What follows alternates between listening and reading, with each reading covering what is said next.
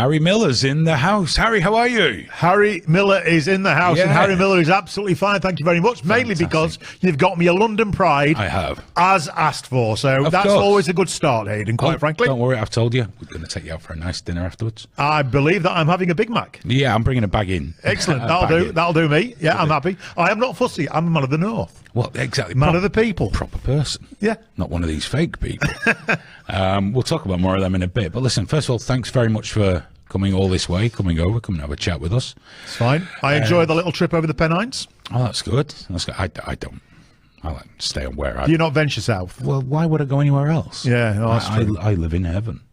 Well, you know, I am Harry the Owl, so Sheffield is on the other side of the Pennines. That's God's own country. I've been there. Yeah. I've been there. I'm going to dispute that. Really? Yeah. It is. People's Republic of South Yorkshire. God's own county, mate. God's own county. All talk funny over there. Tartars and that's chuff. No one will get that isn't from it, so it doesn't matter. Right, to be fair, quite a lot to cover today. You've been around a little bit. Well, let's start way back, because you are an ex-police officer. Yeah, I am an ex-police officer, but it's a long time ago. You know, honestly, I've stretched this one out quite a bit. Hey, don't tell anybody, but it was a long time ago. Well, it was like there's a specific reason for asking about this. It's not to do with how long or what you did, but we'll get there. How old are you when you joined the force?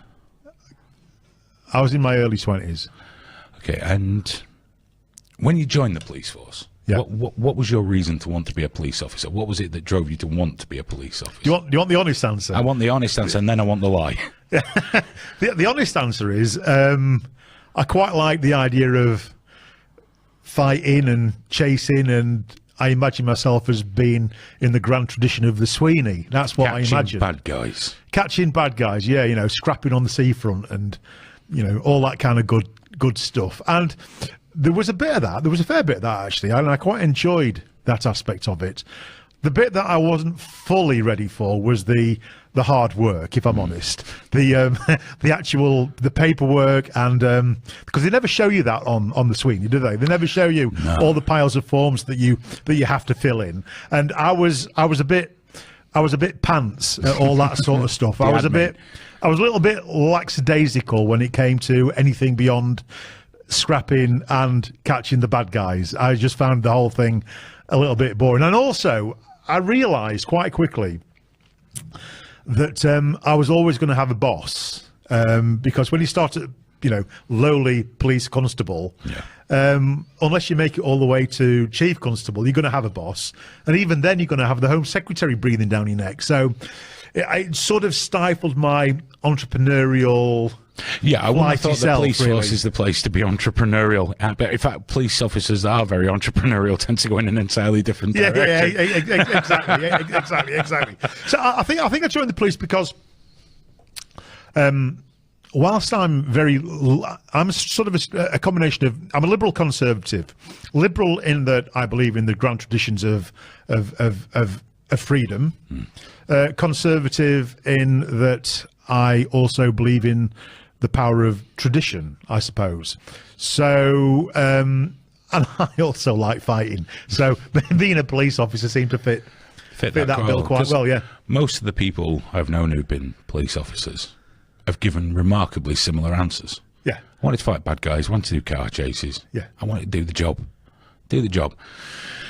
Now, you had your however long career in the police. Yeah.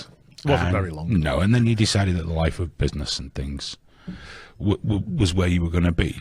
You know? Yeah, because I also wanted money. So, but mainly I wanted freedom, and mainly I wanted to go to work when I wanted to go to work, and not have to go to work because somebody put me down that it was my shift. Yeah, you're not on the roster. Yeah, I didn't like the idea of being rostered. I found that a bit sort of not really me, quite frankly. So I went into business and grew a business on Immingham Dock, which is not one of the most sophisticated places on God's wee earth. And even for Lincolnshire, it's backward. That's how backward Immingham Dock is. It's one of the dirtiest, hardest, coldest, windiest places on God's earth. It's sort of north of the wall, but on the east coast. Yep. It's a shocking place, and I love it.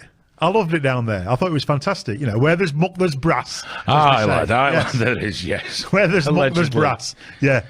So you went there, you built your business. Life's going along as life does, I imagine. Yep.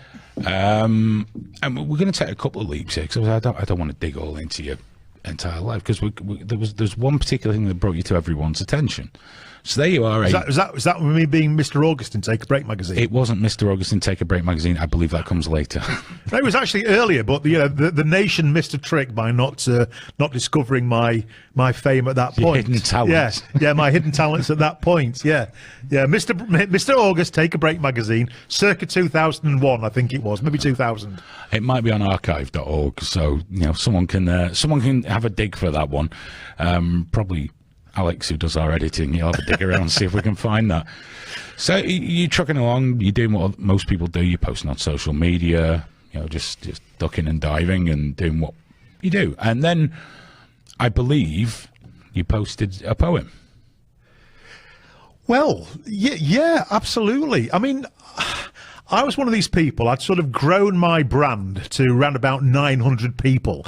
And if I got any interaction on Tinternet at all and on Twitter at all, I was like dead chuffed, because I could go for weeks with being ignored by billions. And every now and again, somebody would like me.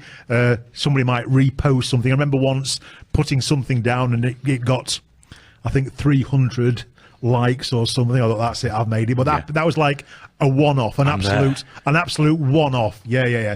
So I was roundly ignored by absolutely everybody, Hayden. I mean, absolutely everybody. But I quite enjoyed it, because I've got a very feministy type wife.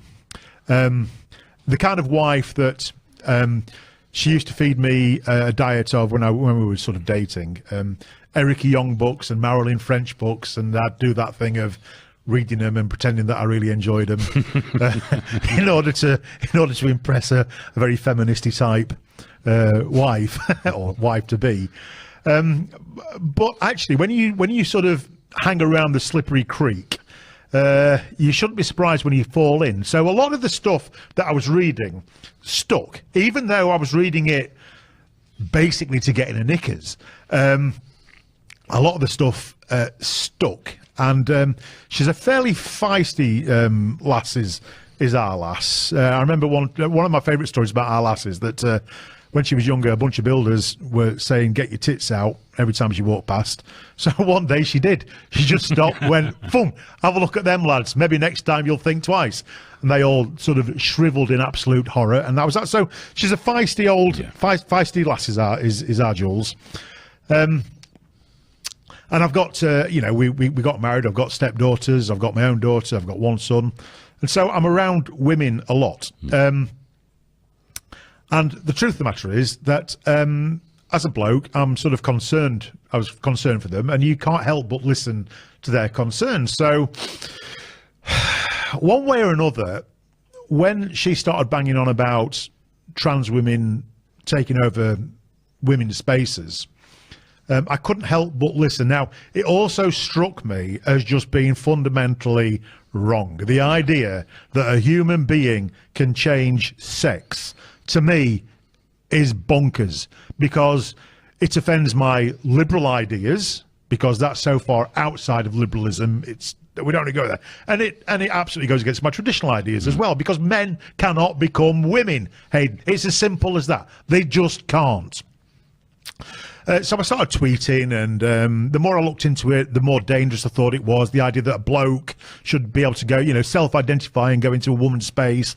The whole idea of a man growing a ponytail, sticking on a dress, and joining a women's team. Like most blokes, I found that utterly offensive. It sort of cut right across my sense of fair play. So I was posting on it, but still roundly being ignored by the millions. I was literal nobody. Just jump in there. When you were saying about how the effect it had on you when you saw it, I don't know if you were similar. Most of my life, never cared about. Well, we used to call them when I was younger transvestites, and I never cared.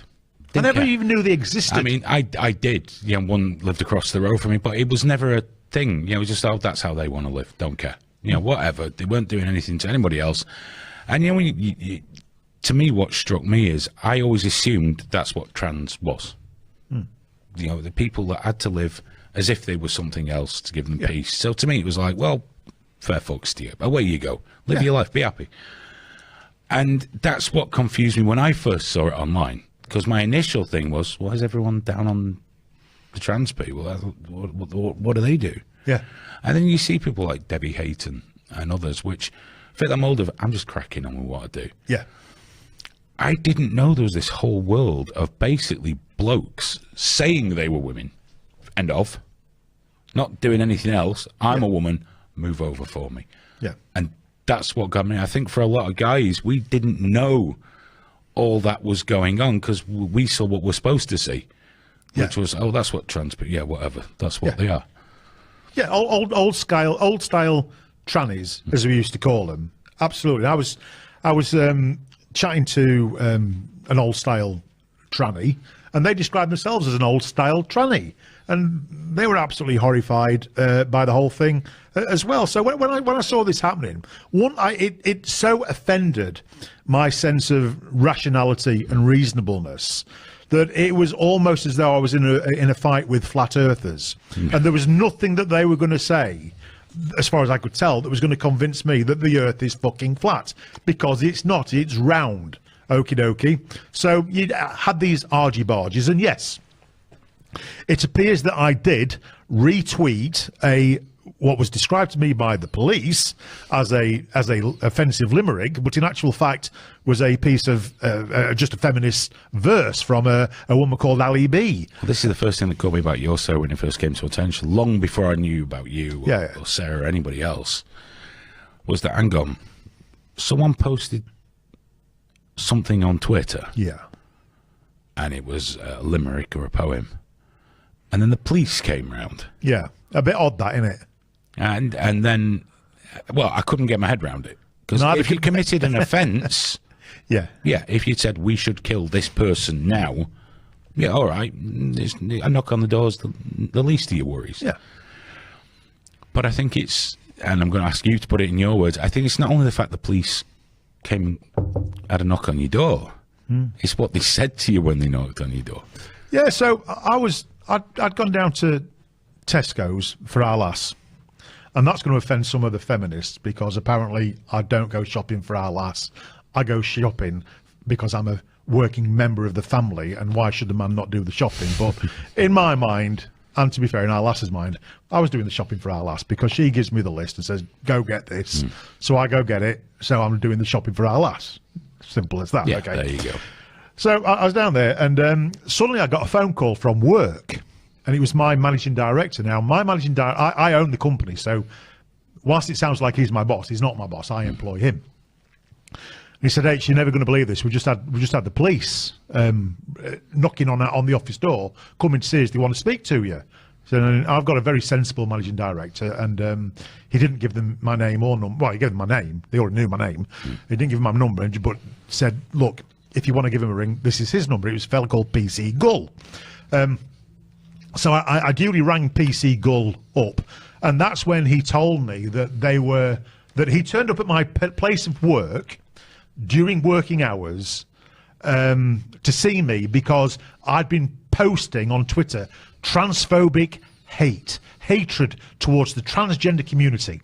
And what he said to me was that somebody from down south was so concerned about what I'd posted that they felt as though my employees were in danger. The trans employees down at my company in Immingham were in danger. Now, as I mentioned, Immingham is not sort of at the front end of the 21st century. Not terribly cosmopolitan. No, it's somewhere in the back end of the 17th century, and that's being kind. They still hunt and burn witches and go, oh, look, a flying thing, and it's a plane. It's like that. It's a little bit like that.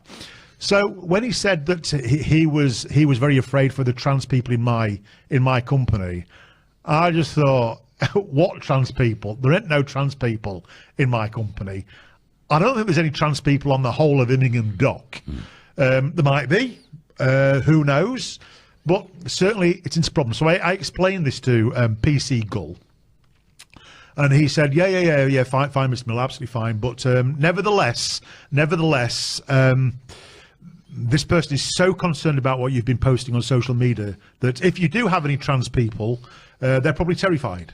And I just say, well, that's absolutely nonsense. In all the years of business, we've never had a single tribunal. We've never been called out for anything that was a contravention of the Equality Act, or the acts that preceded the Equality Act before 2010. So it's just absolute nonsense. So it was at this point that I asked him. I said, "Look, PC Gull, have I committed a crime?" And he said, "Oh no, Mr. Miller, you've not committed a crime."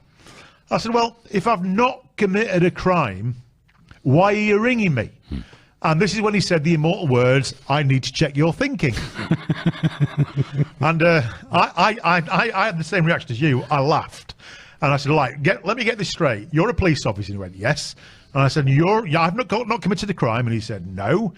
And I said, "You're ringing me to check my thinking?" And he said, "Yes." And I said, "Have you any idea what that makes you sound like?" And he said, "No." And I said, "Well, there's this book by a bloke called George Orwell called 1984. He'd never heard of it. But I told him that 1984 was a dystopian novel and not a police how-to manual." And all of that just was like zoom straight over his head. Didn't understand the reference at all. I said, so we had this conversation. I said, "Okie dokie then. So if I've not committed a crime, why are you ringing me?" He said, "Because we've got 30 tweets, at least 30 tweets that are very transphobic and which we've decided are designed to cause great distress to and show hatred of the transgender community, particularly the trans community at your place of work, the shit shovelers of Immingham Dock." Yeah. Right, okie dokie. So this is right. Let's just get this absolutely straight. So none of them are criminal? No. Right. Which one, in your professional opinion, comes closest to, if I'd just gone one little step further, it would have sort of breached over into criminality? And he said to me, "Well, there's a limerick." And I said, "Right, okie dokie." I said, "Well, to be fair, I don't actually recall writing any limericks, but go on, what is this limerick?" He said, no, you didn't write it, but you retweeted it." Ooh. I said, "So it's not even my limerick then?" He said, "No, but you retweeted it, and by retweeting it, you were spreading your transphobic hate and causing the trans people to feel distress as you showed hatred to that community." I'm like, "Mate, you've got to be kidding me." And then he said something which really disturbed me.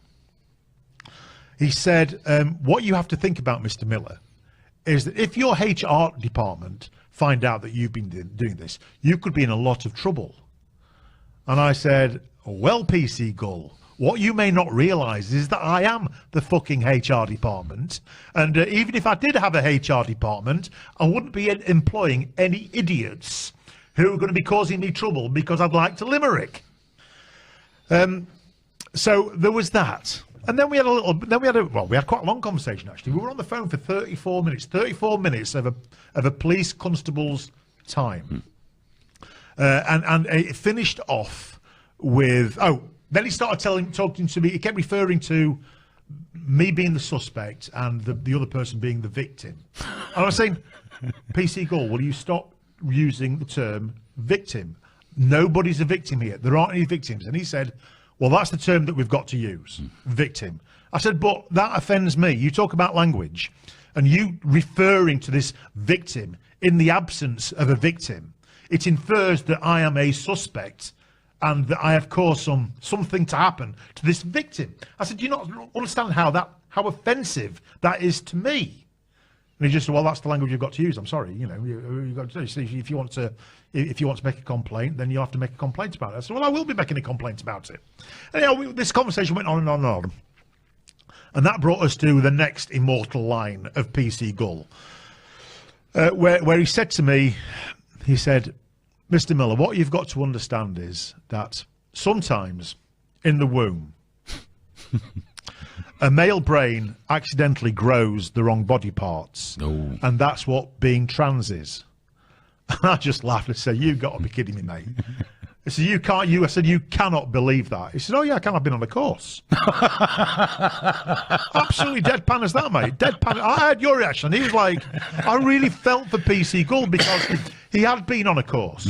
And the courses that they go on are run by offshoots of mermaids. Yes. Now, we've got full transcripts of mermaids courses to police officers where they talk about lady brains and male brains and how God can accidentally put the wrong brain into the wrong body, and it grows, when it should be growing, a love for handbags and makeup, it accidentally grows a cock. Now, that's what mermaids that's what mermaids teach, and this is what PC Gull had learned. So, bless him, PC Gull. He did all of this with absolutely no sense of irony. Absolute sincerity. Total and utter sincerity. It was quite sad, really. But the long and the short of it was that I was advised, and then I was advised a month or so later by an inspector. And by the way, in between, an assistant chief constable had gone national in the press, saying that they had 31 transphobic tweets and that their intervention was necessary in order to stop me before it's escalated into criminality. Genocide. Yeah, well, genocide. You laugh. Oh no, I'm you deadly laugh. serious. That's been used. No, you laugh because what I had engaged in with this hate speech, and by the way, the posh word for hate speech is antilocution. Oh. Yes, antilocution. That's our word of the day. Antilocution. Okay. Graham, would you write that down for me, please? So I'd engaged in antilocution, which is disparaging talk about a group. Okay.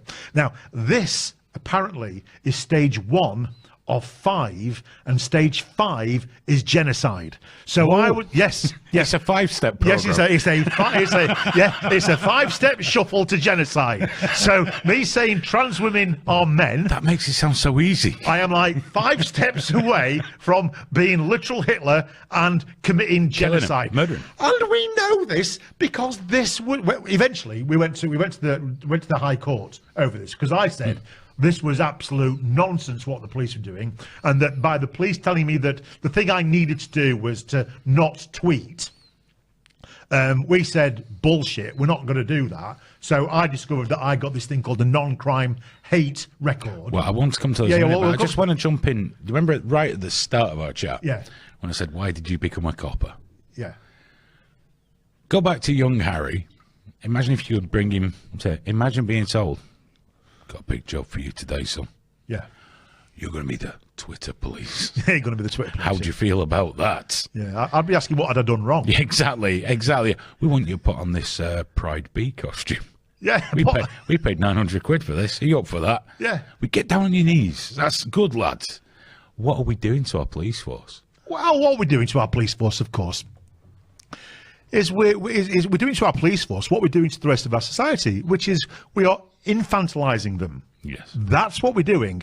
And the public are the police and the police are the public. That's the principle. So if we've got an infantilized populace, then of course we're going to have an infantilized police force. So what we have now, they're not so much police officers as social prefects. Yes. That's what they are. They're social prefects going round and metaphorically smacking us on the bottoms, plural, smacking us on the bottom when we do something a little bit naughty. It's like running in the playground. You're not supposed to go running in the playground. You'll get a word from the prefects. I think we're of a similar age, and yeah. I mean, obviously mid-30s. Yeah, absolutely. Yeah. It's just been difficult. Hasn't it? Yeah. Well, when you're Mr. August in Take a Break magazine, 2000. I didn't even get that. It takes it out of you. I didn't even get to be Mr. Automart. It's just Exchange and Mart. But when I was a kid, and I'm not suggesting it might be the best way now, but our local copper, PC Gardner, would give you a good hiding. Yeah. But because we were cheeky little bastards, Yeah. if you knocked his hat off, if you made piggy noises, rude things, he'd give you a crack. He'd turn up at your house if you'd done, for example, possibly been barred from the spa for misbehaviour. You'd get home and find him waiting for you with your dad, and that was even worse because the policeman would advocate your father to give you a good hiding. But you know what? I grew up, I've tried to teach my son as well, just to respect police anyway, because most coppers want to be coppers. You know, most of the ones that I meet want to be coppers. They don't want to be a social worker.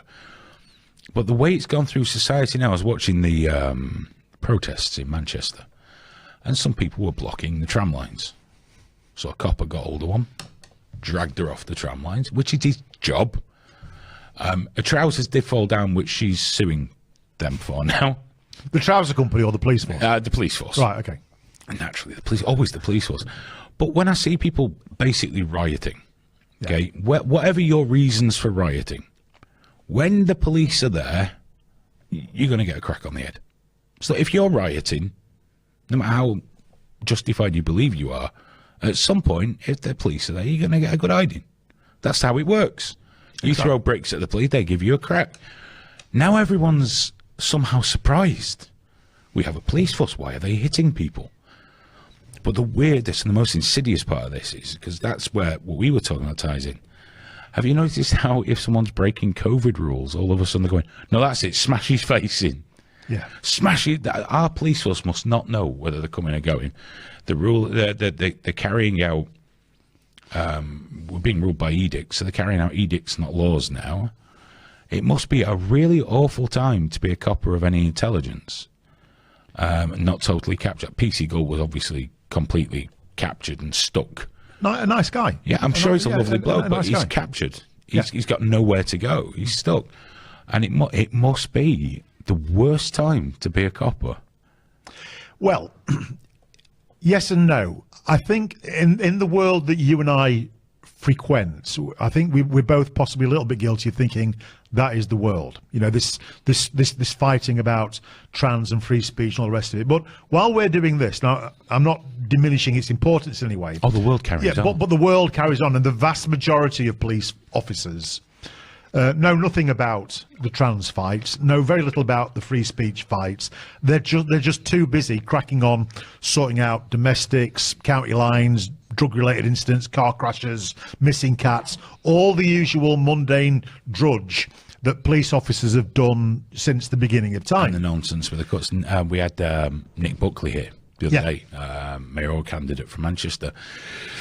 And he was telling us about how, you know, the police force works with the politicians at the top and all that, and how in an area in East Manchester, which does need a police presence, we never saw any. They were never there because the funding, this, that, they've got to go and talk to terrible, potentially genocidal lunatics such as yourself. Stage one of 5 lunatics like me. I have not suggested you've attained stage 2 yet.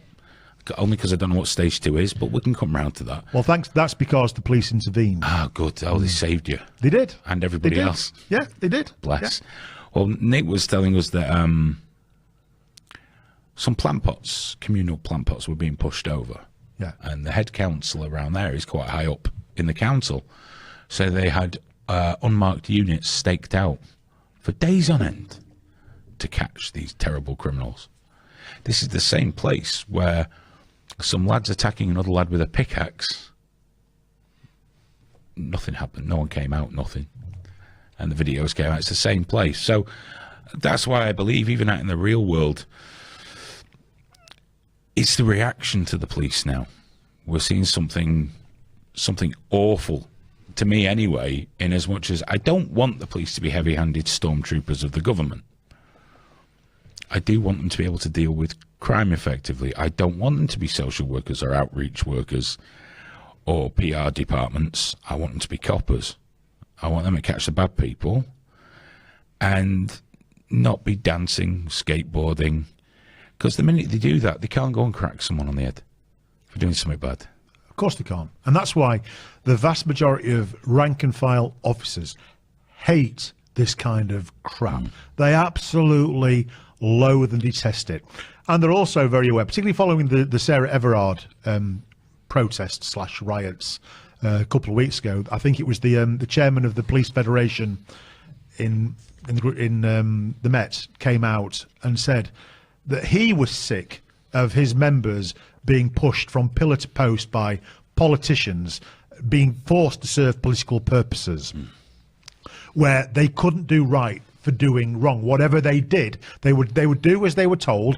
They would be given orders and they would carry them out. And then the same people who ordered them to carry out those orders, Sadiq Khan, would then throw his hands up in horror and say the police were far too heavy-handed. They should have had a different policy. Yeah. You gave them the policy, Sadiq.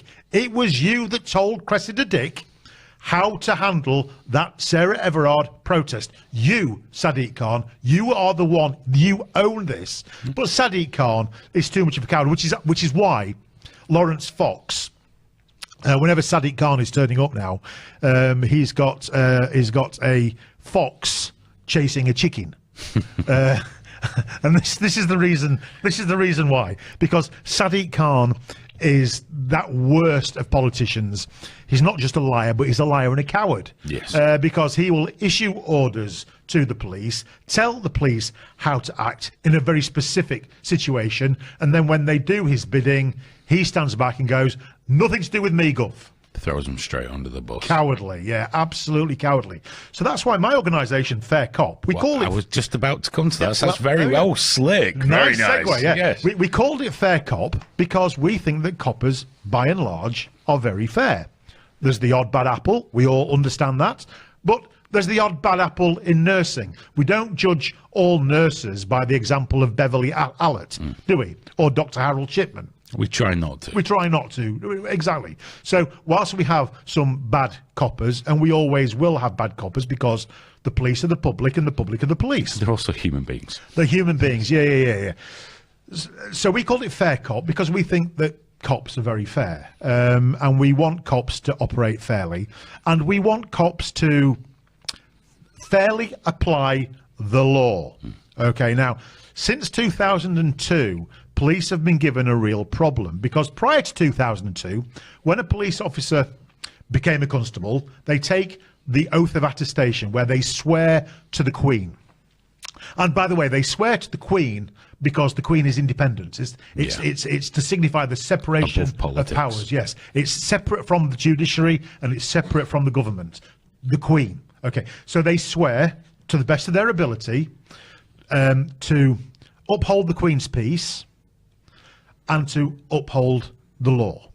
Okay, now since 2002, they still swear to uphold the Queen's peace and to uphold the law, but now they've got this other task that they're supposed to be upholding, which is to uphold human rights. Hold on a minute. What human rights? Yeah. Who's defining these human rights? Because if it's a human right that's embedded in law, then naturally we uphold the human rights because we're upholding the law. But what do you do when it's a claim to a human right that's not yet been embedded in law? Well, are we supposed to uphold that? And this is what PC Gull was doing. Somebody had told him trans rights are human rights. Somebody had told him that trans women are women. Somebody had told him about gender self-identity, and they'd said that this is a human right. So of course, he came to me and told me to stop pushing against these mantras. Because as far as he was concerned, he was upholding truth, and he was upholding a human right, which he had promised the Queen that he would do. And we're in a really, really dangerous area there. Oh, yeah, well, I was talking to, I've spoken to several times, one of your colleagues in Fair Cop, Sarah Phillimore. Yeah. And the legendary Sarah Phillimore. Yeah. We have all the time for Sarah Phillimore on this show. Don't worry about that. And we're having a chat about hate crime. I think in some tweets and possibly DMs as well. And you know, I'm not a barrister or an ex-police officer or any of these things. So a lot of the law, to me, just seems utterly bizarre and opaque anyway. But we're talking about the nature of hate crime in general, because Sarah obviously has a lot of non-hate crime incidents lodged against her as well. Loads. Yes, and of course she has been determined to be a shocking Nazi by Well, people I'm not going to name. Why would I even name him? What am I even thinking about? Absolute arseholes on the internet who take things out of context and turn it into, and the narrative is then, you are a Nazi. Of course, Sarah Fillmore is not a Nazi. She's not a Nazi. She ain't got a swastika. I bet she hadn't even made step one on the fucking genocide she's not made, not really. I mean, she's not really. Not really. Bit sharp sometimes. Well, yeah, she can be a bit sharp. Sarah's scary. Sarah's proper scary. Honest to God, because she's so damned honest. She's just honest, and she's brave, and she's bright. And that, well, I know that scares a lot of people because it scares me. I don't scare easily. But old Sarah's scared. Honestly, if they sent Sarah Fillmore round to my place of work, I'd have just like, okie dokie. Yeah, trans women are women. Yeah, I'm getting into line here. And you'll have no more problems from me, officer. Well, what about the whole hate crime thing? And what I was trying to get my head around, if hate crimes are to help us achieve equality. No, I think it's stopping hate crimes that are meant to achieve equality, not hate sorry, crimes. I meant hate crime legislation, of course. Because we've had this discussion on the show that I think one of the huge problems is we're always pushing for equality of outcome rather than equality of opportunity. Yep. And the first one, equality of outcome, you can't do because it disenfranchises somebody else. And with hate crimes, I was always really confused as to why, if I go out now, and I decide to murder a middle-aged white bloke because he's middle-aged and white, and then a gay bloke because he's gay, why would I get longer, a more harsh sentence for one than the other?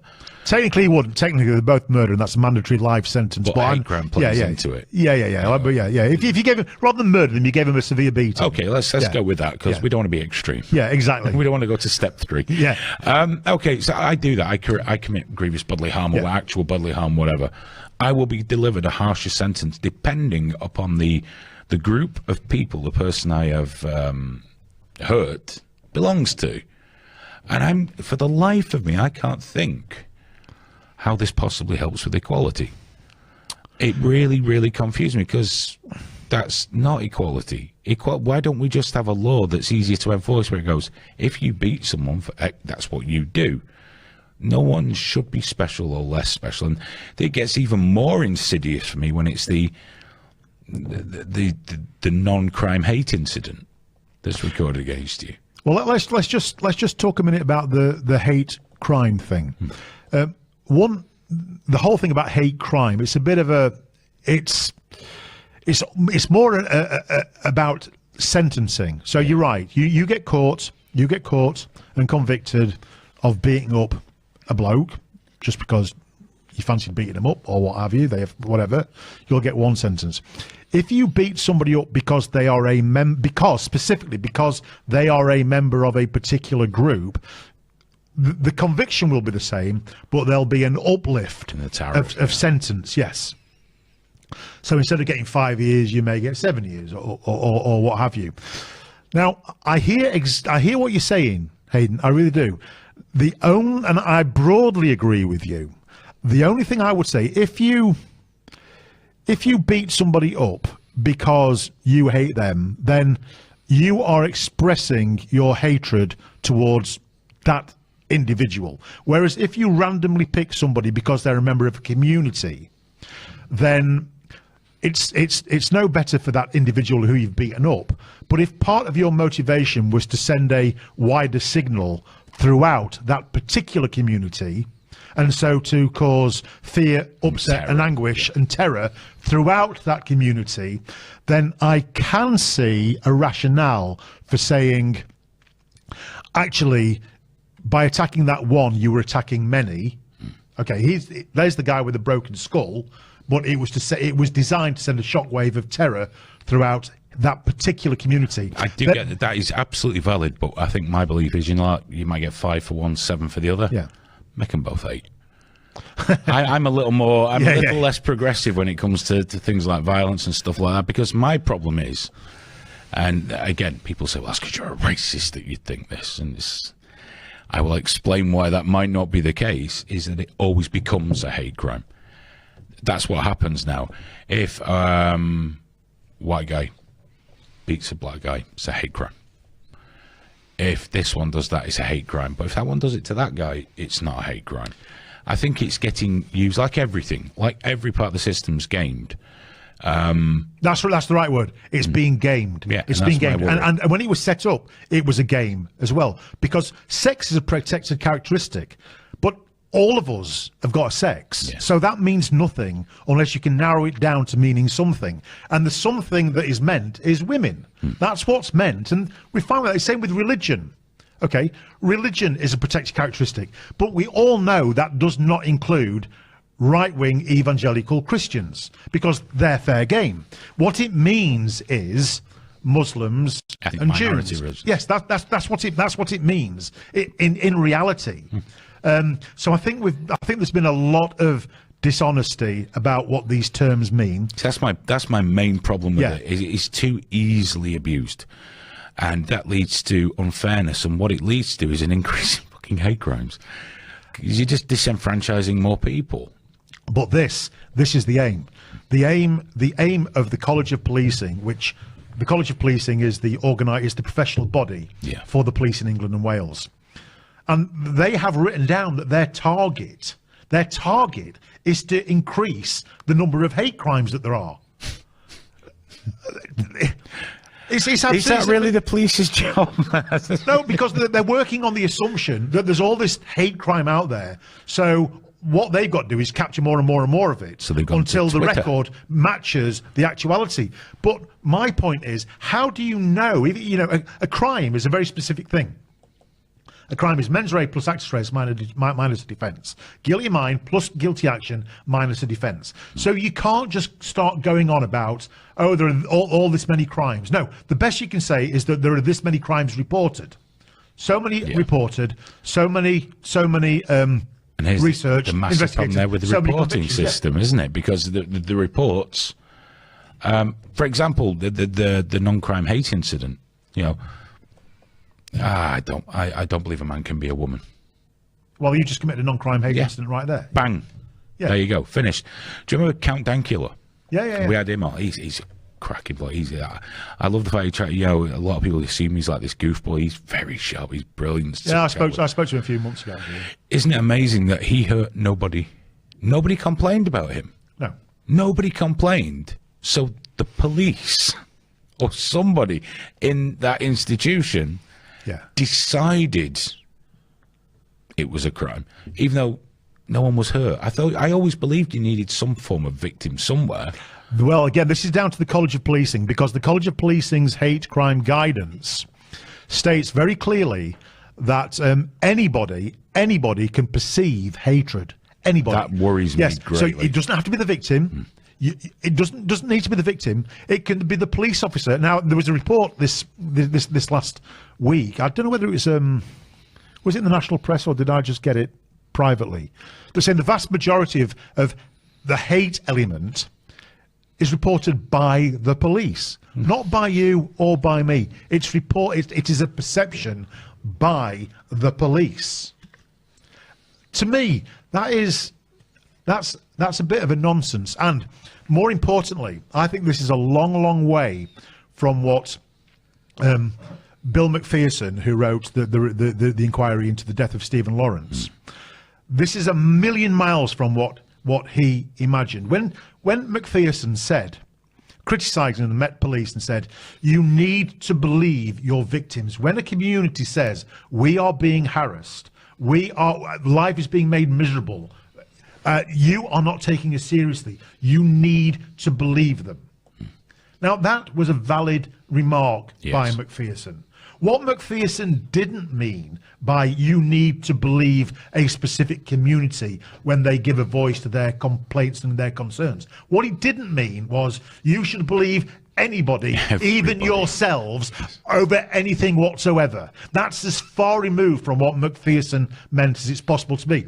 And by the police, of course, the police have watered down the McPherson report to the point that it is beyond useless. And we know it's beyond useless because racist crime has gone up. The reporting of non-crime hate incidents has gone up, but actual crimes have gone up.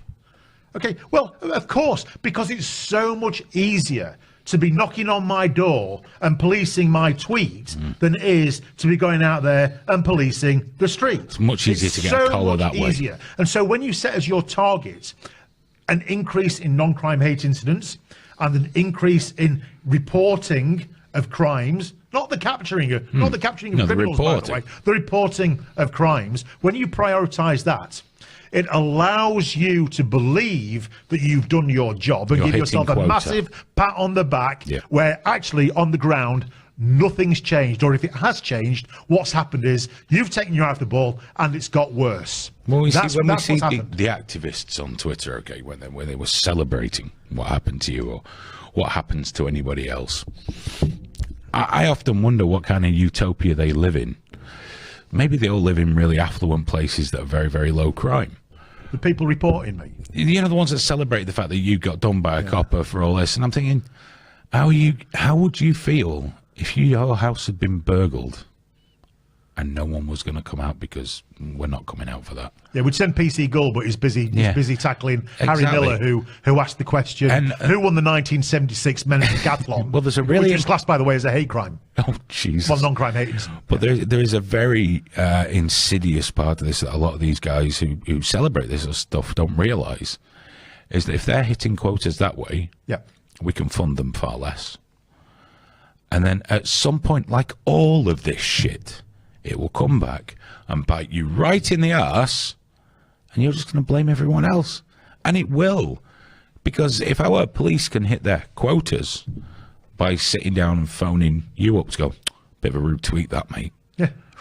That can go. That's one in the win column. There we go. Why spend all the money sending them out? Why do that? We're hitting our quotas. We're happy.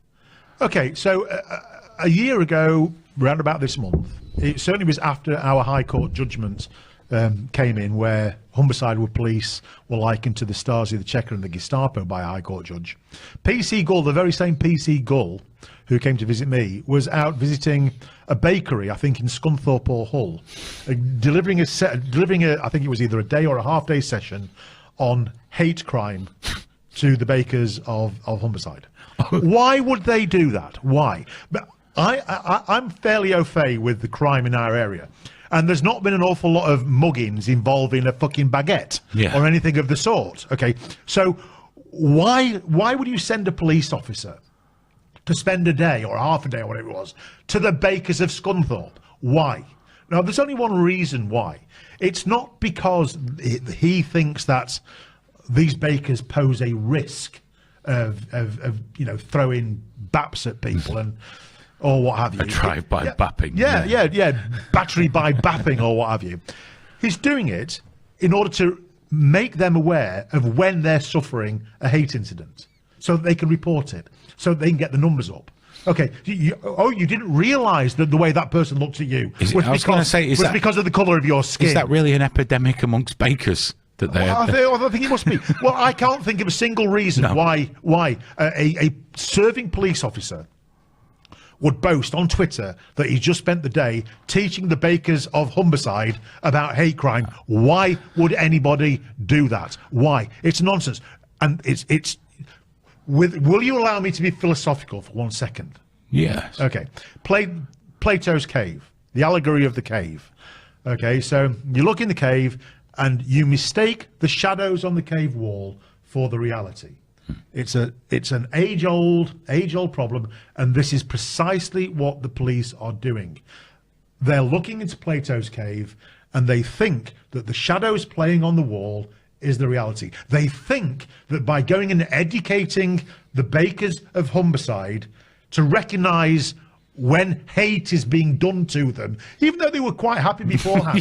Suddenly now they realise, oh my God, they're hating on me. When they gave that bread bun back, it wasn't that there was something wrong with the bread bun. It was because they were expressing hate because, you know, I'm ethnic, because I have a protected characteristic, because I'm trans, because I'm gay. I didn't realise this. I thought it was all about the bun, but actually it's not. Thank you, PC Gull. I've now realised that you complained because you hate me. Yeah. So I better get on. And therefore, we've got another hate incident which then allows the police to go, oh my God, we've got to throw in more resources to this, because they're throwing resources at a problem that they generate. I would love to know, and I won't do the freedom of information request. I'd love to know if hate incidents amongst the bakers of Humberside goes up over the next 12 to 18 months. I would love to know that. You know, if we could find, if such figures were freely available, like up to and until 2020, what were the hate incidents towards bakers? Amongst bakers, yeah. There's been an increase of 190%. Yeah. How could that have happened? Yeah, how could that have happened? How could that have happened? Well, it happened because you're telling people that they're being hated on because of who they are, and they haven't realised it. I mean, this week with this evil report that's come out. Oh yes. That dares to proclaim that Britain is not the most racist place on the planet, and that institutional racism, if it does exist, well, we can't actually find it. And you've got the likes of Keir Starmer and Sadiq Khan and the usual crowd of ninnies who are up in arms because there's a report that says we're not racist enough. That is precisely what's going on. They need us to be racist. They want us to be racist, because then they've got something to rail against and something to complain about. Because without that ability to rail and complain, it means they've got to go out and do a proper day's work, which they don't want to do. Femi, by the way, is the perfect example. Really? Of that.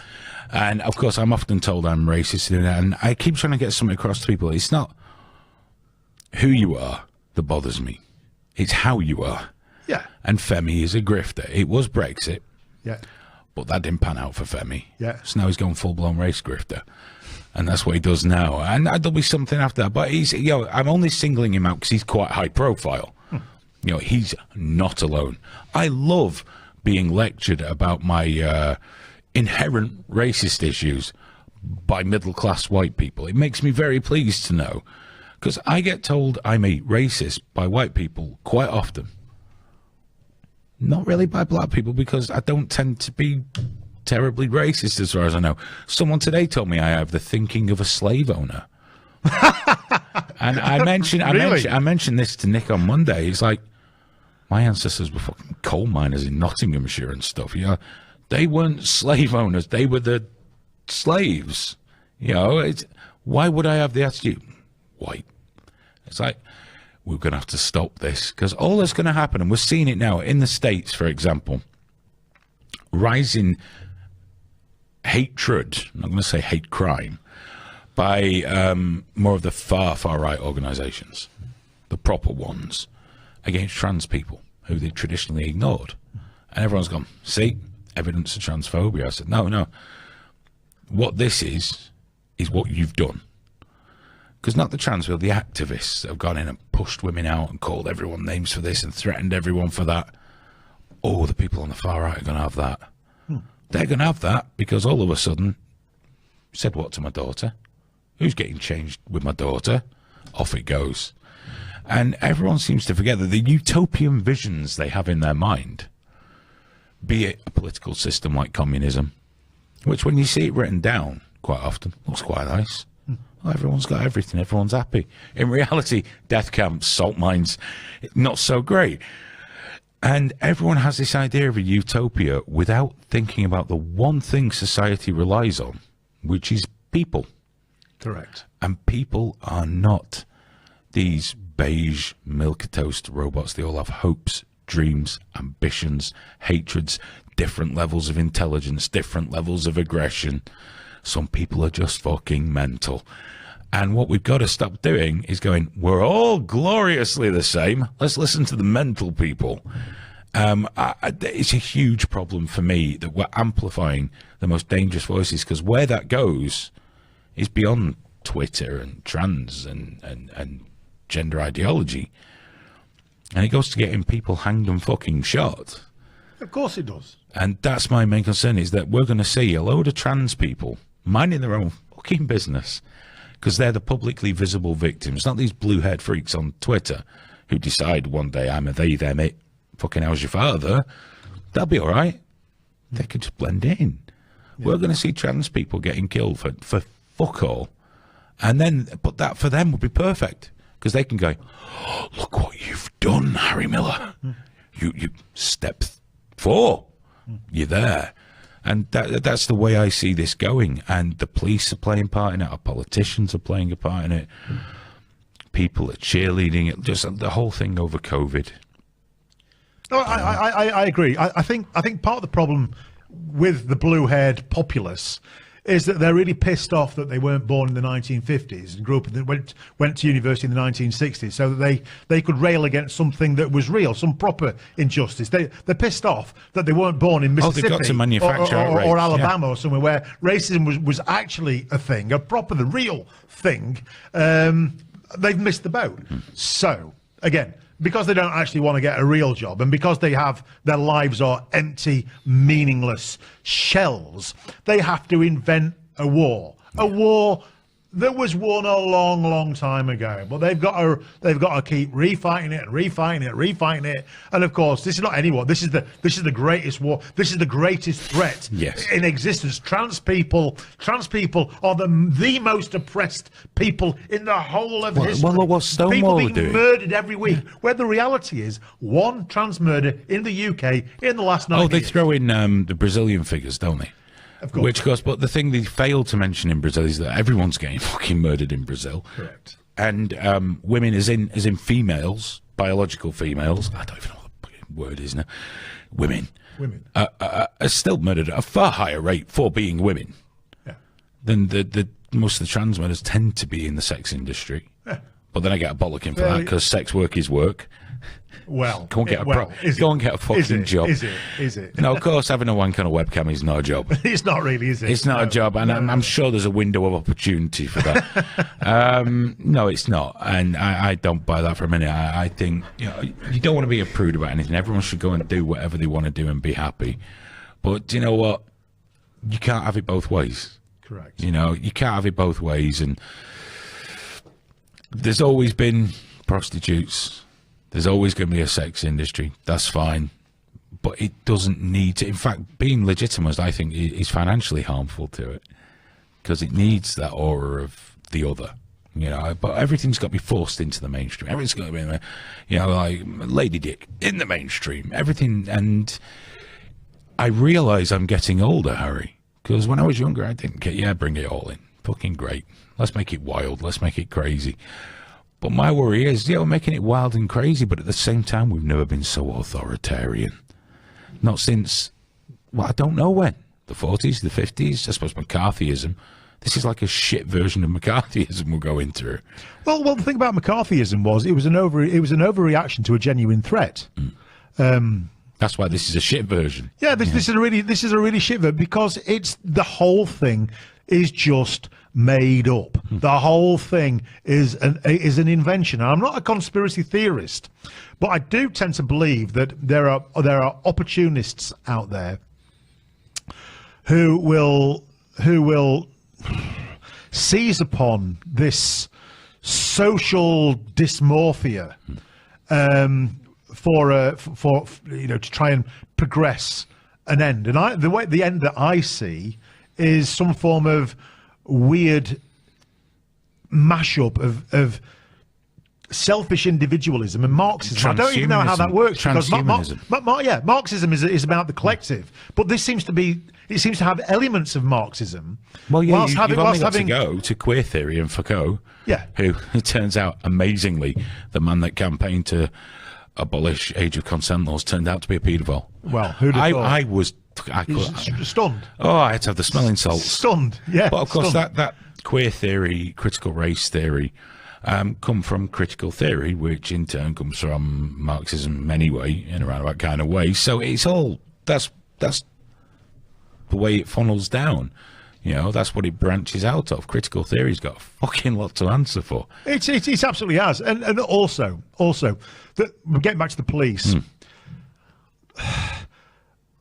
I remember I had a meeting with my chief constable just over a year ago now, just before lockdown started, following the ruling in my favour, where his force was likened to the Gestapo, the Stasi and the Cheka.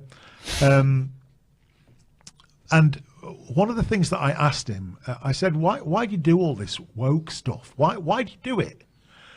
And he said, well, you've got to understand, Harry, that in the past, the police force has been fairly racist and fairly homophobic. So it's like they're doing penance. Yeah, compensating. Yeah, for it's the like past. they're. And I want to say, look, if you feel that bad, go drive a fucking hybrid. Don't wave a flag and get all political, because what you're doing inadvertently is you're just making the same mistakes for a different side. But it's the same. You're making the same mistakes rather than persecuting on the basis of race or on the basis of sexuality. Now you're persecuting on the basis of politics. That is every single bit as bad. In a democratic society, you cannot have a police force that operates the law disproportionately in favour of one political group and against another particular group. To be fair, I think for a lot of people who might only know you from things they've read about you, fair cop. Is that in Mr. August Take a Break magazine? No, not I that. don't know what it said about you in that. Unless he said you were a far-right arsehole or something. Maybe you got an early start. I don't know. Hashtag say yes to hate. Well, we'll get into that very, very soon. Most of the stuff I used to see from Fair Cop was about do not politicise the police force. Why are they being political? Why are you being political? You can't be political. Now, I don't know a lot about the inner machinations of Fair Cop. I know it's very secret. A couple of the members, a couple of people associated with it. I don't. We're dark. We're very dark. I mean, I've seen some of the drama, the fallout, because any group in anything like this, there's all that goes on. And just for the record, I haven't asked Harry about any of that either. So there's no digging. I don't. That's just drama shit. But when things were rumbling along, you got your first case, and you won. Yeah, well, part one. Yeah, we won against Humberside Police. We lost against the College of Policing. Yes, and you've gone to appeal. We were at the Court of Appeal earlier last month actually. I watched some of it. I understood none of it, but I did watch some of it. Well, if you watch day one, then good on you, because it was as boring as hell. It was tremendously dull. Not a lot happened. Yeah. Day two was much more interesting. When the College of Policing QC took the stand, was giving evidence, that was much more fun, because he was trying to persuade three of Britain's top judges that a turd dressed in glitter was something other than a turd. It was quite astonishing to watch the sophistry that went on there, because they said, why are you reporting? Why has Harry Miller got this thing called a crime report against his name, a non-crime hate incident? And they just played and said, well, it's... Sorry, mate, this is very rude. Yeah, okay, yeah.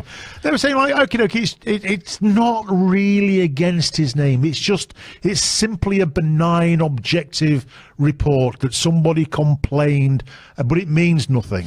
Except it doesn't mean nothing, because it says crime report, it's got my name on it, it talks about a victim, and it says that I am the offender in the offence of transphobic hate. That is not a benign, objective style report. The type of report that a call logger would make were I to ring up tonight on my way home and say, this guy I've been talking to today, he's just told me that every Tuesday night he meets with aliens and they're plotting a takeover of the world. Now, that would be logged, okay? Yeah. But it wouldn't generate a non-crime alien incident that sits on your record, and that would be disclosable with an enhanced DBS check. And that's the difference, because that's the case, and that's what the College of Police were trying to defend. They were trying to say that it's okay, and to be fair, the justices said, so let's just take Mr. Miller decides that he wants to go off and work in an organisation that happens to have some trans kids in it. Should the record be disclosed to that employer? And the QC said, yes, it should.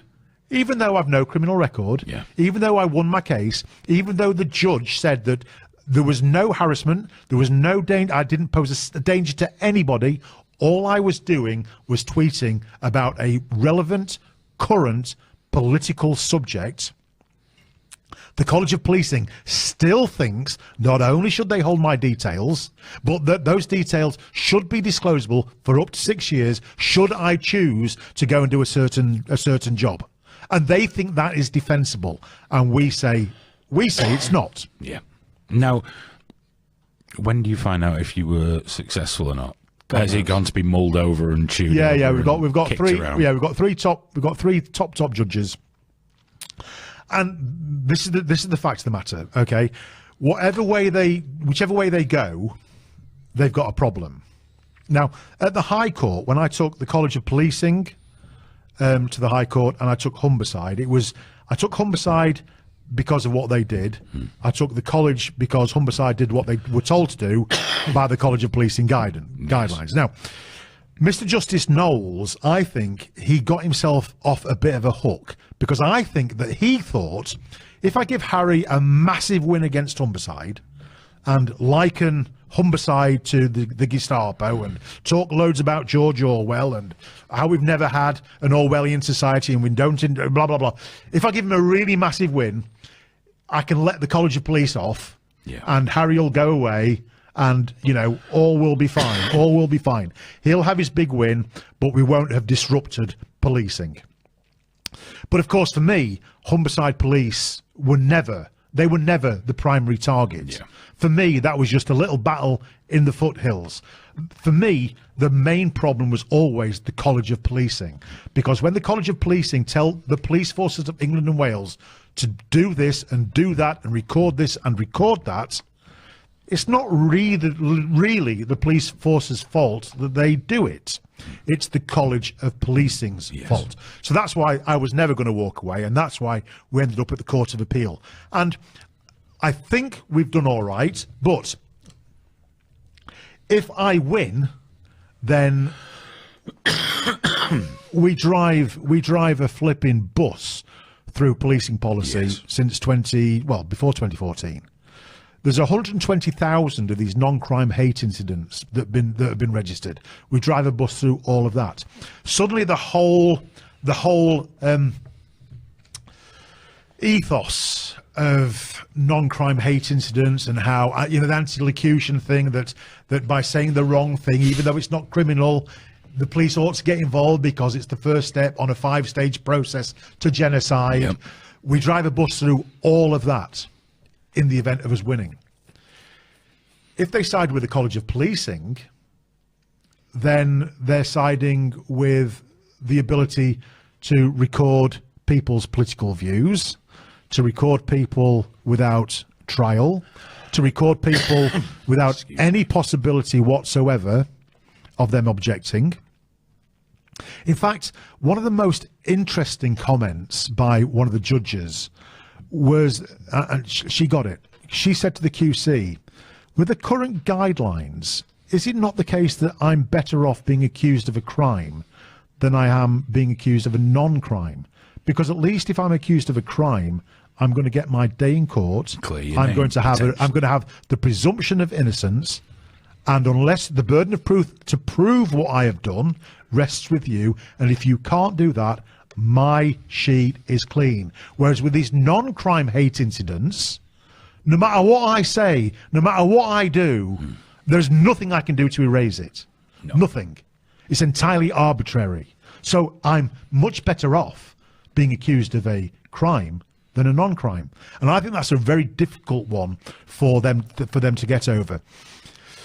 So, but if they do side with the College of Policing's hate crime guidance, then free speech in this country is absolutely stuffed. Oh, yeah. Totally stuffed. Chilled to a ridiculous degree. Now, there's still a couple of things I want to touch on before we finish, because everything's trucking along. Fair cops trucking along.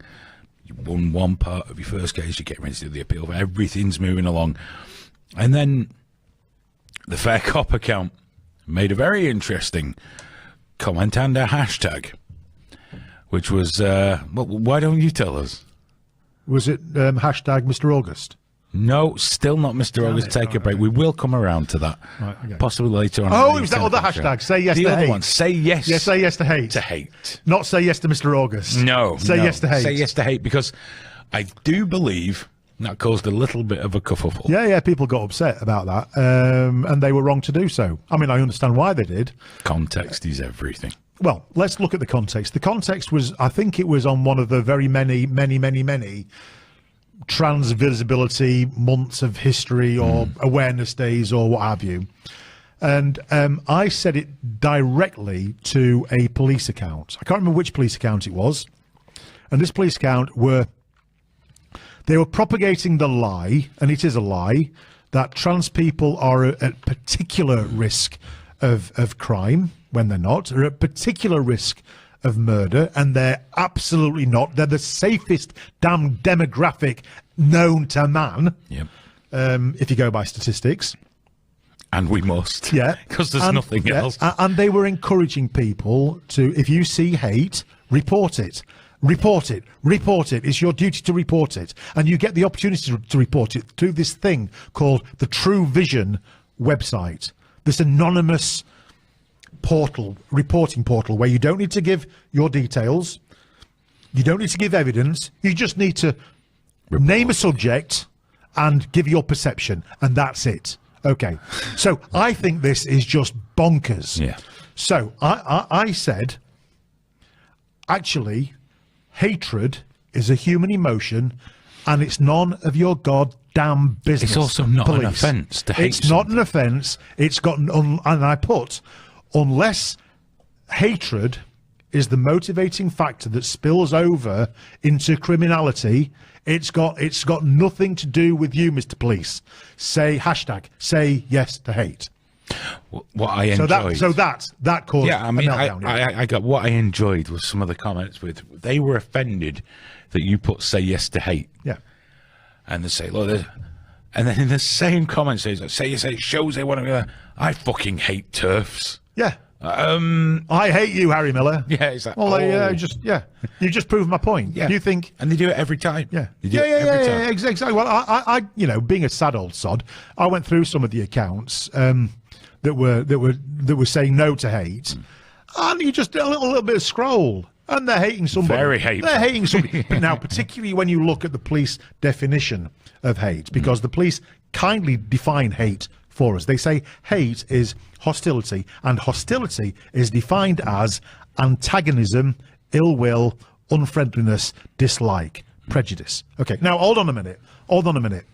I'm allowed to be antagonistic in a democratic society because antagonism, the ability to put over the other point of view and question what you're saying, is fundamental to democracy.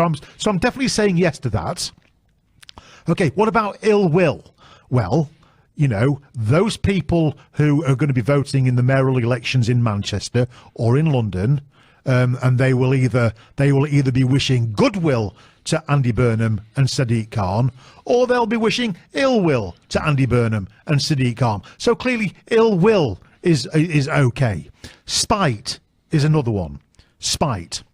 Well, spite has got nothing to do with what happened to Stephen Lawrence. No. Spite is when you decide you're going to grow your ley landi a little bit high to block out your neighbour's view, to piss them off. It's pettiness. It's petty pissing offness, isn't it? Yeah. So we don't intend to criminalise that. So you'd say yes to spite. Unfriendliness. Well, screw you. I can be as unfriendly as I like to whoever I like. Actually, providing it doesn't spill over into criminality. What has unfriendliness got to do with anything? Dislike. I can dislike who the hell I like. It's got nothing to do. So what part of say yes to hate do you really disagree with? But of course it's not. It's a gut reaction that they're having, not an intellectual Harry wants us reaction. to hate everybody. Yes, Harry wants us to hate everybody. And my view is this.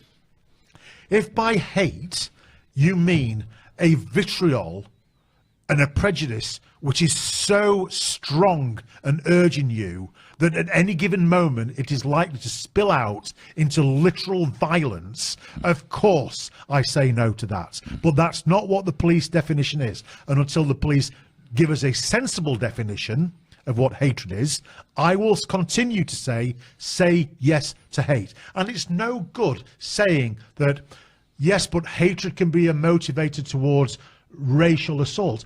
It can. But then envy can be a motivator towards theft. Yes. We don't have envy crimes, do we? We don't have envy crimes.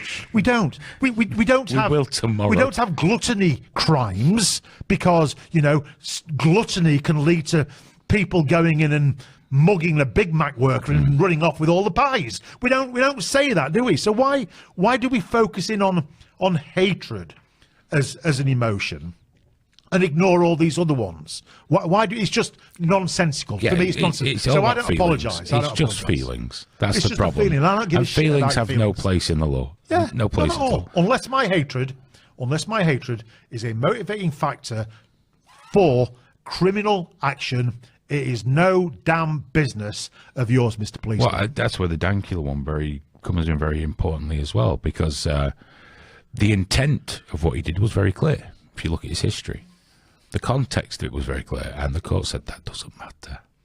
Yeah. So all of a sudden, only the interpretation of a third party is what matters. It's nonsense. Like I said, crime is a guilty mind, that's motivation, plus guilty action, okay, minus a defence. So you've got to have all those elements to have a crime. So, of course, motivation matters. The only time motivation doesn't matter is when it's an absolute offence, such as speeding. Yes. At that point, you can't say, "Oh well, I didn't mean to." That's it. Unless you're running a bleeding, dying person who's about to give birth to the hospital, there is no defence. Yeah. It's an absolute offence. So, of course, guilty mind, guilty action, minus the defence. That's the definition of a crime, and that's why Fair Cop is. We are campaigning to drag the police back to policing the law with traditional legal values. Nottinghamshire Police this week, did you notice? They posted this idiotic thing that said not all hate crime involves illegal behaviour. Yes, it does, you dumbass, stupid crime pricks. It's in the description. It does. So I wrote to the Chief Constable and said, can you please give me an example of criminal behaviour which doesn't include crime or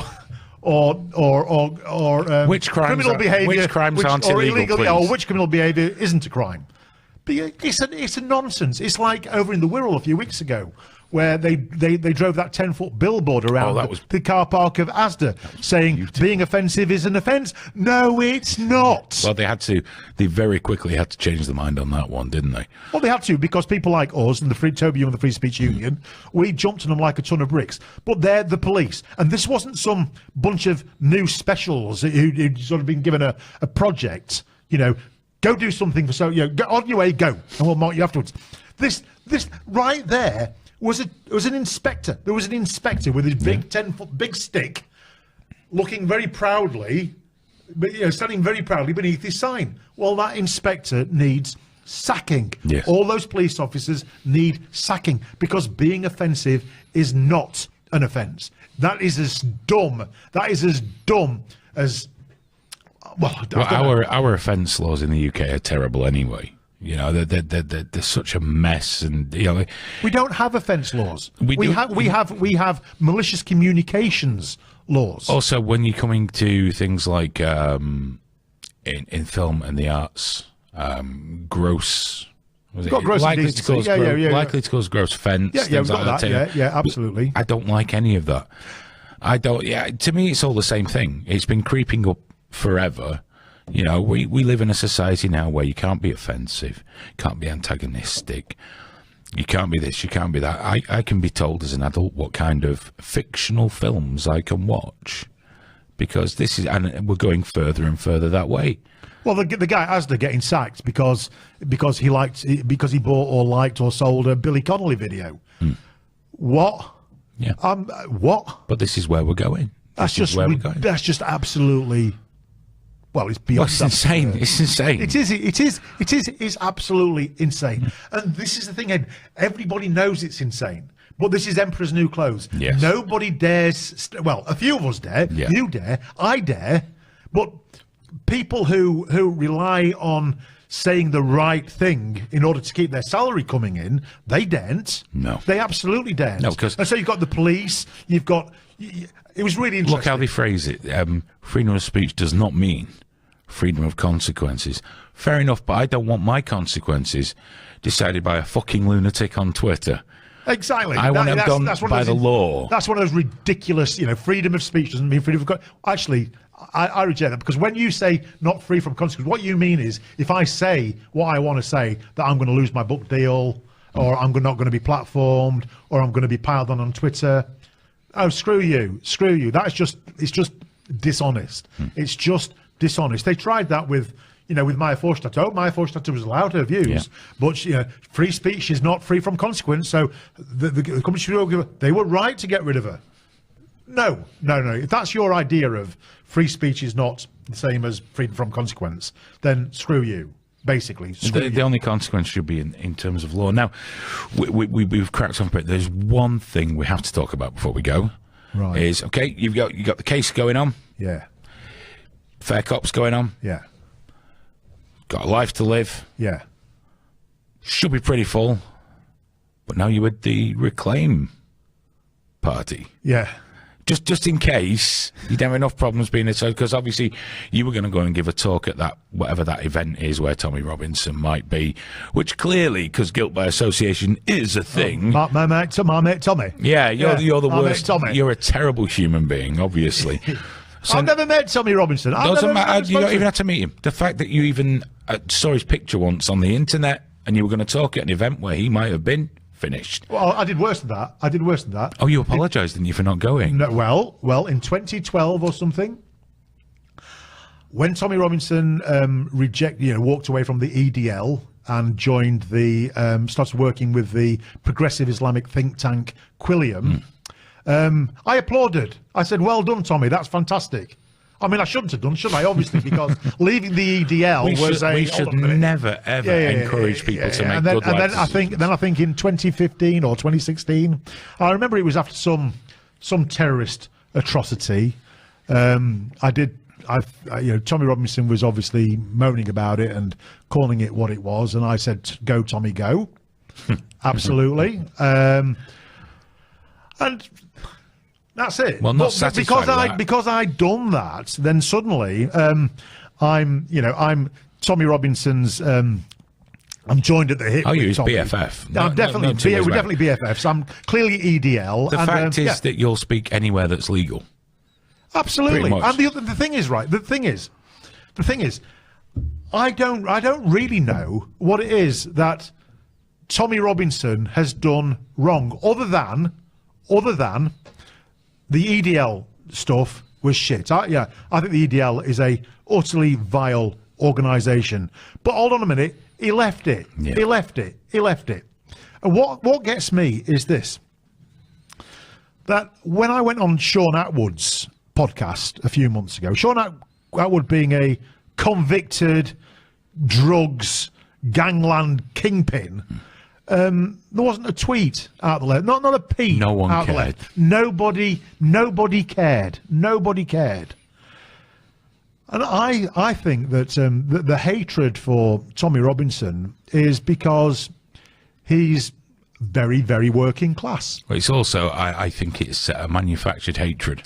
Of course, for it a is. person that the people that hate him manufactured. Because if it hadn't been for the woke people, we'd never have heard of Tommy Robinson. We'd never have heard of him. And the thing is, like a lot of blokes down the pub, working class people, your plumber, your electrician, the guy that changes your tyres, all these normal people that we rely on, they're a little bit unfiltered and they say what they think. And I don't agree with. Well, I don't know what I agree with Tommy Robinson. All I'm saying is I don't really understand what it is that makes him uniquely evil. The Guardian. You all talk about evil platforms. The Guardian is an evil platform. I don't know of any left-winger. I don't know of a single left-winger on our side who wouldn't jump at the chance of writing for The Guardian. Because somehow they can compartmentalize. Well, I know they've been campaigning for the wholesale erasure of women, but But they say some nice things about some other stuff, so we can go on there. We can go on their platform, and I don't understand that level of hypocrisy. Oh, people compartmentalise anything. Hillary Clinton got it entirely wrong back when she raced against Trump, when she called the Tommy Robinsons in the States the basket of deplorables. Well, there's a lot of people in that basket. There's a lot of people in that basket. It was a huge error. Loads. And I don't hate them. If you tell everyone, if you don't agree with the Democrat policy, you're all racists. Yeah. The first thing they do is go, well, fuck you, I'm not voting for your side ever again. Exactly. I'm going over here. Donald Trump, just whether he did or not in the end, I don't know, but he appeared to, or at least the voters believed in that those huge swathes of America. The voters believed, oh shit, someone might actually listen to us. Yeah. And it's not that they're racist or that they probably didn't even like Trump particularly. You know, they just thought, we're not being ignored. Yeah, we've got somebody. We're not just nasty monsters. Yeah, we've got somebody who appears to show us a bit of respect. Now, of course, on TV, every Trump supporter that you see is a screaming lunatic with a red hat going, yeah. No. Because I always say to people when they say, but they're all like that, I said, no, are they really going to show the guy on TV going, well, I'm not that keen on him, but it seemed like we needed a change because nothing was going right down here anyway. So, yeah. I was in a bar 2 years ago in Montana, and I was just chatting to a guy who's, traditional sort of redneck. Nice guy, because the second you order a pint, and they hear your accent, they're straight, I'll buy that pint for you. Do you know the Queen? I've been to London. Is that anywhere near Paris? The whole thing. And we got chatting, and I said, okay, if you don't mind me asking, what do you make of Trump? 'Cause I'm a bit like that. I asked. He said, well, I wish somebody would take his phone off him, and I wish he wouldn't tweet, and I wish he wouldn't do this, and I wish he wouldn't do that, and I'm really disappointed with this. And that the other said, but ultimately, he's my guy. And that said everything to me. That's everything. They recognise that he can be a bit of a dick. Yeah. But the thing that he isn't is Hillary Clinton. Well, see, that's the problem for a lot of the people is that they like a purity test. Yeah. For their heroes. Yeah. And real life doesn't tend to work like that with people outside. We like flawed people. Well, also, we do. All people are flawed, and anyone that isn't is deeply suspicious. I agree. Deeply suspicious. So, because so Lawrence Fox. You've gone to Reclaim. I wasn't actually going to talk about him so much because obviously you've gone a step up now. You've gone to a very posh, terrible right-wing Nazi now. So you've really stepped up because the man said he didn't believe Britain was an inherently racist country. Yeah, I know. So he's on step 6. now. He's committed literal genocide already. So what is it you're doing within the party? What's your gig? Okay, so I'm advising on all things to do with policing and crime. And I said to Lawrence when we first met, I said, I believe absolutely in the depoliticization of the police. And I think that any party should be for that. So I said, quite frankly, Lawrence, I could work with you in the same way that I could work for the Communist Party of Great Britain and say the same thing. Because any party that's worth its salt and that believes in the separation of powers should work with me. Because I am going to give you a manifesto to do with policing that, one, recognises existing sex-based rights.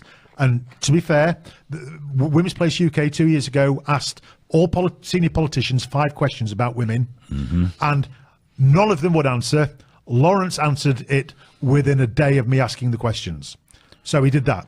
And then I said, what we need to do is we need to depoliticize the police. Absolutely depoliticize it. No more rainbow anything, no more insignia, no taking the knee. I don't want to know what a police officer thinks any more than I need to know what the Queen thinks. That's why the police take the oath to the Queen. It's that level of political blandness. Yeah. And that's what we want to, and so I can work with the Reclaim Party, but I could work with the Labour Party or the Tories or whoever, because I would be saying exactly the same. I would be saying exactly the same thing, and I would be advising the same thing. But of course, the Labour Party, the Conservative Party, ain't listening. No, absolutely. So, absolutely. Hopefully, let's see what happens with. And also, I think Lawrence is a really great guy. I knew Lawrence was a great guy. The first time I properly met him, in a meeting, he listened way more than he spoke, which is always a good sign. And when he did speak, it was to ask some really searching and interesting questions. I thought, I just like the guy. I just like the guy. He's the kind of guy that I want to be around. So, you know, whilst I could work with anybody, I'm very happy to be working with Lawrence and the Reclaim Party, because they appear to, you know, to uphold my personal values as well as be thankful for my fair cop manifesto. So yeah, why would I not? Well, superb. Listen, I hope it goes somewhere. Yeah, I'm watching with great interest. You know, I just think it's fascinating to see. Can they take on the titans of the established parties? I don't know, but I do love to see different parties coming through that aren't completely driven by, you know, because usually when we get alternative parties in the UK, and the Greens, who've gone very strange, we don't want to talk about them, the Lib Dems, but then anything outside of that used to be, oh, swivel-eyed racist. Yeah. Oh, person in a costume. You know, it's nice to see more, it's a very bland word, but reasonable parties that have a breadth of policy. You know, absolutely. It's a nice change to see, regardless of how they're portrayed by different groups. So I wish you all the best with that, Harry. It's going to be really weird, this, because I'm going to say thank you and goodbye now, and then we're going to go and get something to eat, and then we're doing something else that people will see first before this. So that's really playing my head in a minute. But I genuinely appreciate you coming down to see us today, mate. Oh, I genuinely appreciate the invite. You know, this is great. I love it. Well, hopefully we'll be doing this again. Always beer. Yeah. Always beer. But thank you so much. It's been a great chat, and look forward to having you on again. Anytime, buddy. Cheers, fella. Take care.